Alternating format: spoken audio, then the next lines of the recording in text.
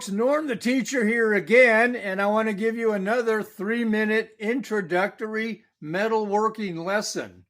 In the last video, I mentioned Morse taper, and I want to elaborate a little bit more on that, and give you more insight since you are introductory people, most of you anyway, and want to learn from the beginning about metalworking. Okay.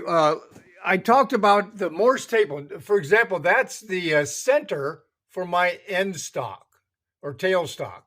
Notice how the shaft tapers downward, and that goes into this tail stock right here. And it even says here that the tail stock is MT2. So that means that anything that goes into this tail stock has to be an MT2 or a Morse taper 2 taper. And it won't fit. Now, there's other numbers. There's like Morse taper 3 and so on. I don't know how many there are, but there's more than just one. There's more than Morse taper 2. But there's another one that I want to cover, and I'll be right back. Okay, I'm right back, and I wanted to go to my drill press and show you something. Notice right here, it says spindle, JT number 3. That's a different way of designating tapers. It's called, JT stands for Jacobs. Jacobs taper number 3. Jacobs was a guy that invented that taper, I think back in the early 1900s.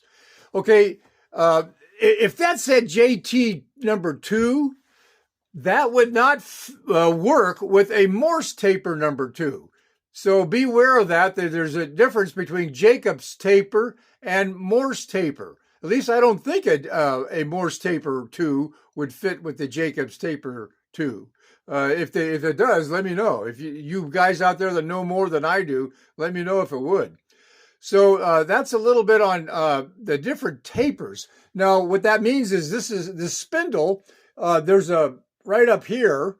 There's this chuck goes up into the spindle. Well, that's a Jacobs. So the chuck has to have a Jacobs taper number 3 to match the spindle Jacob number 3.